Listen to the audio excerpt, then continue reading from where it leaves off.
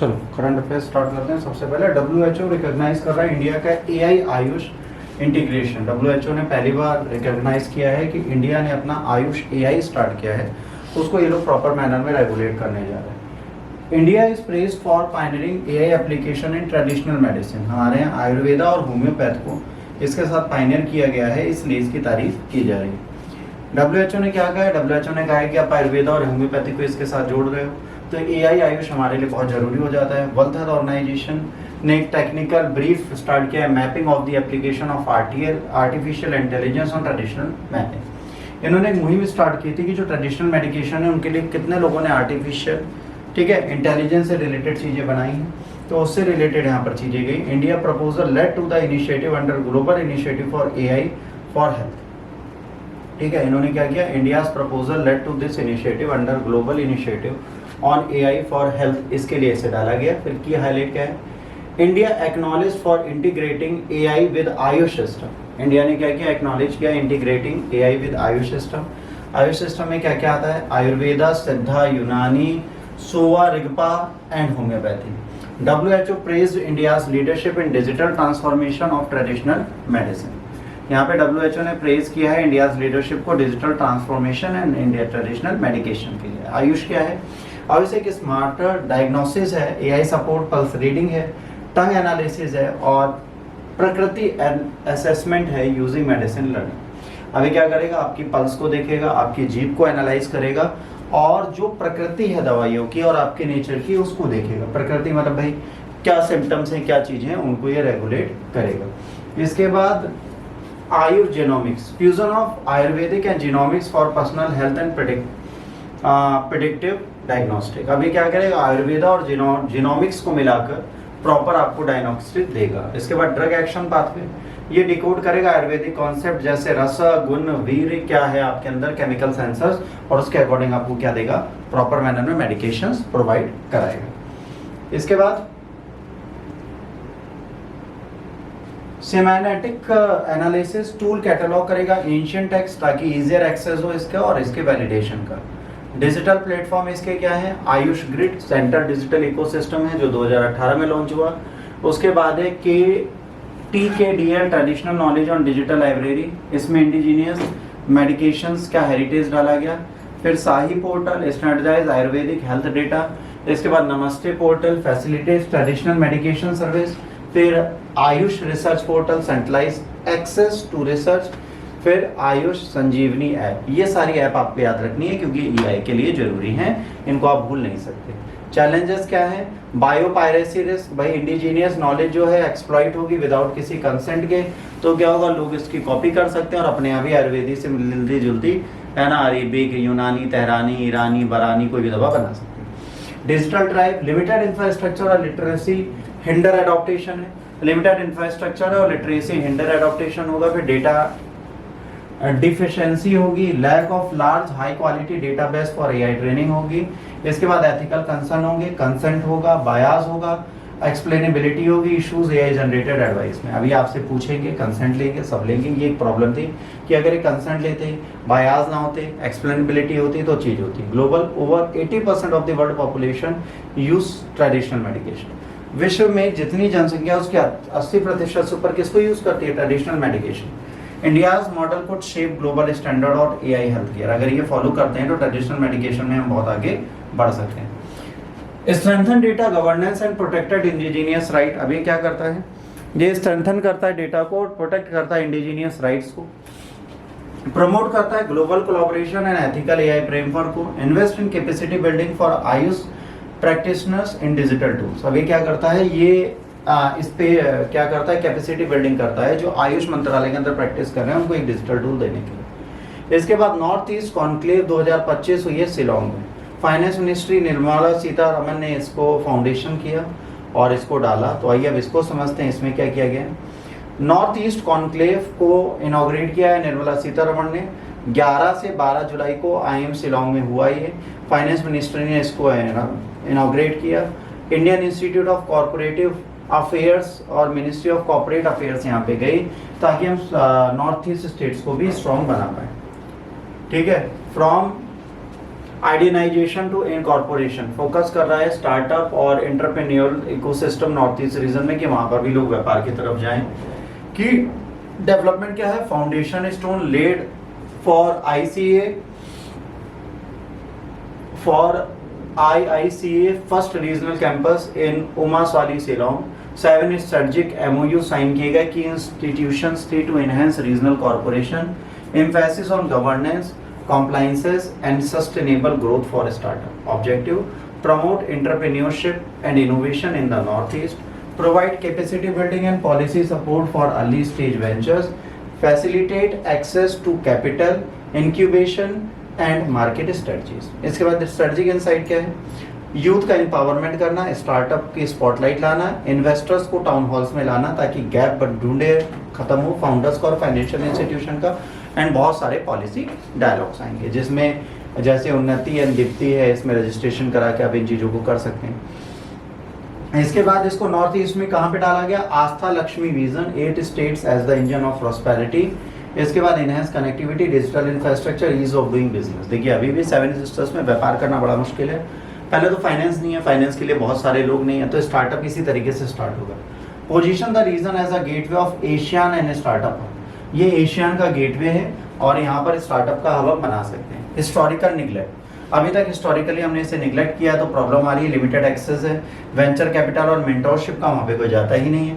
Need for tailored industrial policies and skill development. Way forward, अगर हम strength करते हैं इंस्टीट्यूशनल फ्रेमवर्क को, एंटरप्रेन्योरशिप को प्रमोट करते हैं, multi stakeholder collaboration, scale up करते हैं डिजिटल लिटरेसी को और इनोवेशन हब्स को, इंश्योर करते हैं इंक्लूसिव डेवलपमेंट, है ना, और रिस्पेक्टिंग कल्चरल डाइवर्सिटी। इसके बाद अगला आता है India finishers runner up in under 20 free style wrestling. इसमें 2 लोगों को गोल्ड मेडल मिला है, वो आपको याद रखना है, ठीक है। पहला है अंकुश 57 kg में और अमित 79 kg में। इन दोनों के नाम आपसे एग्जाम में जरूर पूछे जाएंगे, तो पहले तो ये आपके दिमाग में होना चाहिए अंकुश और अमित, और किस किस वेट कैटेगरी में इनको अवार्ड मिला है, गोल्ड मेडल इन्होंने लिया। दूसरे नंबर पर आए हैं, ठीक है, 8 मेडल्स इनको मिले हैं, ठीक है, अमृत और इनको। इंडिया रनर अप रहा है फ्री स्टाइल चैंपियनशिप का।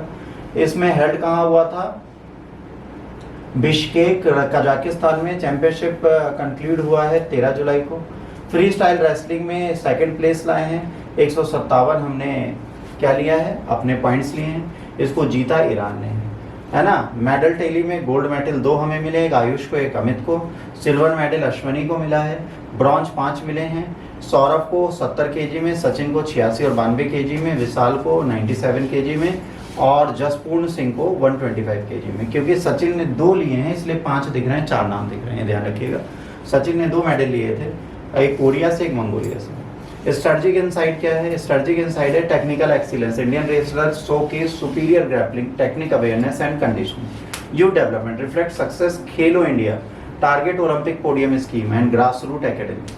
आज की डेट में खेलो इंडिया प्रोग्राम से बहुत सारे यूथ गेम में आ रहे हैं। ग्लोबल रिकॉग्नाइजेशन मिला इंडिया रेजिंग, है ना, statutory in international wrestling circuit. आज इंटरनेशनल रेसलिंग सिस्टम में सर्किट में हमारी पावर और हमारी कैपेबिलिटीज दिख रही हैं। Challenges, limited exposure to international format. International format में हमारा एक लिमिटेड एक्सपोजर है, हम बहुत ज़्यादा आगे अभी भी नहीं बढ़ पाए। Promote women wrestling, Greece Roman format में हमें वुमेन रेसलर्स को बढ़ाना है। AI and analytical performance tracking करनी चाहिए हमें। इसके बाद global manuscript heritage conference 2025, world की पहली है ऐसी कोई इवेंट जो इंडिया ने स्टार्ट की है, वो है ग्लोबल मैन्यूस्क्रिप्ट हेरिटेज कॉन्फ्रेंस 2025। ये पहली बार वर्ल्ड में होने जा रही है, ठीक है। इंडिया होस्ट करेगा इसको, कहाँ पर, सितंबर में दिल्ली के भारत मंडपम में, ठीक है। ग्लोबल मैन्यूस्क्रिप्ट हेरिटेज अनाउंस किया मिनिस्ट्री ऑफ कल्चर ने गुरु पूर्णिमा वाले दिन। शेड्यूल है 11 से 13 सितंबर को। First of its kind title reclaiming India knowledge literacy through manuscript heritage. जो मूल प्रतियां हैं उनको संभालना और उनको रखना इसका मेन पर्पस होगा। Objective, preserve and promote India's 10 million plus manuscript across discipline like philosophy, medicine, science, literature and rituals. Showcase Indian भारतीय जन परंपरा, India's knowledge system to the world. Launch in New Delhi declaration on manuscript heritage. Key feature क्या होंगे, hybrid format होगा, वह इसमें virtual participation होगा, global reach का, 500 पार्टिसिपेंट्स आएंगे जिसमें 75 एनिमेट स्कॉलर्स होंगे। एग्जीबिशन रेयर मैन्युस्क्रिप्ट का होगा, UNESCO memory of the world में रजिस्टर होंगे, लाइव डेमोज होंगे, कंजर्वेशन टेक्निक होंगी, डिजिटलाइजेशन होगा, वर्कशॉप होगी, स्टार्टअप पवेलियन होगा, इनोवेशन इन मैन्युस्क्रिप्ट प्रिजर्वेशन और एआई बेस्ड आर्चिविंग। ये देखेंगे जो मैन्युस्क्रिप्ट है उसको हम कैसे सेव रख सकते हैं, कैसे इसे बचा सकते हैं और कैसे इसे हम ठीक से आगे बढ़ा सकते हैं। फिर Gyan Bharatam mission central sector scheme 2024 से 2031 में हम खर्च करेंगे 482.85 crore of allocation. Focus area survey, documentation, digitisation, translation, capacity building and outreach. Signification reinforces India's role in cultural diplomacy, knowledge preservation, commemorates Swami Vivekanand 1893 Chicago address symbolizing India's global intellectual। जब ये पहली बार Swami Vivekananda Chicago गए थे, इन्होंने पहली बार बोला था my dear brother and sisters, ये जो डायलॉग है इन्हीं का बोला हुआ था और इन्होंने हमारी भारतीय नॉलेज को वहाँ पर पढ़ाया था और समझाया था। एथिकल कंजर्वेशन होगा, एआई इंटीग्रेशन होगा। चैलेंजेस क्या होंगे? Dismemberment of the ancient script, digitalization gaps and the Medanta standardization, ethical handling and cultural sensitivity, limited awareness among youth and academies। आज भी यूथ और एकेडमी को नहीं पता मनुस्क्रिप्ट जो मूल प्रति होती है, मनुस्क्रिप्ट का मतलब है हाथ से लिखी मूल प्रति। मान लो महाभारत है, महाभारत जब पहली बार भोजपत्र में लिखी होगी वो मनुस्क्रिप्ट। ठीक, वे फॉरवर्ड इंस्टीट्यूशनल लिंकेज और ग्लोबल कोलैबोरेशन को बढ़ाना, academic research and public engagement को बढ़ाना, एआई पावर टूल्स को अचीव और ट्रांसलेशन के लिए बढ़ाना, integrated manuscript studies into main stream education. ठीक, अब इसको मेन स्ट्रीम एजुकेशन में पढ़ाना। AI system BioEmu developed by Microsoft. अब ये क्या है? मेडिकल के लिए एक नया ये एआई सिस्टम लाए जिसे बोलते हैं, ठीक है, बायो ईएमयू। तो बायो ईएमयू है क्या, इसके बारे में समझ लीजिए। Design for the biomedical research and diagnostic, AI powered है, माइक्रोसॉफ्ट ने बनाया है। जुलाई 2025 में माइक्रोसॉफ्ट ने इसको लॉन्च किया। डिजाइन स्टिमुलेट है जो प्रोटीन डायनेमिक्स को देखेगा, ड्रग डिस्कवरी और बायोमेडिकल डायग्नोस्टिक को देखेगा। Announce bye CEO Satya Nadella. Microsoft को लीडर बनाएगा बायोटेक इनोवेशन में। डीप लर्निंग सिस्टम है, एमुलेट्स प्रोटीन इक्विलिब्रियम, है ना, इंसलम्स। उसके बाद प्रिडिक्ट करता है प्रोटीन्स फोल्ड कैसे होते हैं, मूव कैसे करते हैं, वो इंटरेक्ट कैसे करते हैं, अंडरस्टैंड करता है डिजीज को और उसकी ट्रीटमेंट को डिजाइन करता है। परफॉर्म करता है स्टिमुलेशन इन आवर्स जो प्रीवियसली मंथ या ईयर्स लेते थे। ठीक है, किससे? सुपर कंप्यूटर से। Trend on 200+ milliseconds molecular dynamics stimulation, 5 lakh plus protein stability experiment, extensive 3D structure data, predicts cryptic binding pockets, domain rearrangement and local unfolding. इसके बाद accuracy, error margin, free energy predictions है। Scientific significance क्या है? ये enable करता है आपको किस चीज के लिए? Mechanistic insight into protein behaviour, support करता है synthetic biology, genetic engineering and AI driven drug design, reduce करता है cost and time for biomedical research. Application कहाँ हो सकती है? Drug discovery, identifies novel drug target, speed trials, medical research, डिकोड्स disease mechanism at molecular level, biotechnology design customs proteins for therapies, genetics aids genome editing and protein modeling. Limited accuracy है for larger proteins, require higher quality data set, GPU infrastructure, ethical concern है, open source biometric AI है जो आने वाले time पे लोगों के लिए misuse भी हो सकता है। Integrated bio EMU into global health research platform, promote collaborative AI framework for life sciences. आने वाले टाइम पे अगर इसे लाना है तो लाइफ साइंसेज में इसे हमें जोड़ना पड़ेगा। ओपन सोर्सेज डेवलपमेंट और एकेडमिक पार्टनरशिप इसमें बढ़ानी पड़ेगी। इसके बाद last but not least, Tesla open कर रहा है अपना पहला इंडियन एक्सपीरियंस सेंटर बेंगलोर। तो टेस्ला यहाँ आएगा तो इससे फायदा क्या होगा? जब टेस्ला यहाँ आएगा तो ये क्या करेगा? ये टेस्ला सेट करेगा फर्स्ट एक्सपीरियंस सेंटर, 16 जुलाई से स्टार्ट हो जाएगा जियो वर्ल्ड ड्राइव बेंगलोर में। Marks Tesla formal entry into Indian EV market, focusing on customer engagement, EV education and brand visibility। 4000 square feet का रिटेल स्पेस है टेस्ला EV टेक्नोलॉजी के लिए। Interactive zone है, test drives हैं, vehicle configuration और charging demos दिखाए जाएंगे। Design किया गया promote EV adoption, familiarise Indian consumer with Tesla offering. जो टेस्ला है वो क्या ऑफर कर रहा है इसके बारे में लोगों को बताना। Supports India's EV transition goals under scheme FAME second and PM E-Drive. Bangalore chosen for its first tech ecosystem, EV policy leadership and consumer base. Compliments Tesla existing engineering hub in Pune, registered office in Bangalore. अब यहाँ पर क्या है problem, पहली है engineering hub इनका पुणे में और रजिस्टर्ड ऑफिस इनका बैंगलोर में। टेस्ला में benefit from India's EV import duty reduction, 15% EV price है $35,000 अगर कंपनी इन्वेस्ट करती है 1450 करोड़ लोकल मैन्युफैक्चरिंग में 3 साल में। अगर 3 साल में 1450 करोड़ से ऊपर लगाती है, ठीक है, तो कंपनी को ईवी के प्राइस में 15% के आसपास क्या मिलेगा, एक डिस्काउंट का ऑप्शन मिलेगा जिससे इनके डिडक्शन पॉलिसीज आएंगी। Alliance with India's push on green mobility, climate action, इसके लिए इनको फायदा मिलेगा। अब यहाँ पे प्रॉब्लम क्या है, हाई इंपोर्ट ड्यूटीज है फुल्ली बिल्ड ईवीज पे। अगर आप अपने शहर से अपने देश से फुल्ली बिल्ड ईवी लाते हो तो 70% से ऊपर उस पर टैक्स देना पड़ जाता है। रेगुलेटरी हडल्स हैं, लोकल सोर्सिंग है ना, charging infrastructure, after sale service, ये देना बड़ा मुश्किल हो जाता है अगर बाहर की कोई कंपनी लाते हैं। Need for consumer awareness and price competitiveness, अगर आप कंज्यूमर को अवेयर करना चाहते हो तो आपको प्राइस को भी रेगुलेट करना पड़ेगा। Encourage Tesla to set up local assembly, वो लोकल असेंबली लाइन लाए, मैन्युफैक्चरिंग यूनिट बनाए, ठीक है। Strengthen EV infrastructure, charging station बनाए, बैटरी रिसाइकिल करे, ग्रिड इंटीग्रेशन करे, प्रमोट करे पब्लिक प्राइवेट पार्टनरशिप ताकि ईवी इनोवेशन और स्किल डेवलपमेंट यहाँ पर और तरीके से बढ़ जाए। अगर ये प्रॉपर मैनर में कर देता है तो इसको बिल्कुल लाभ होगा।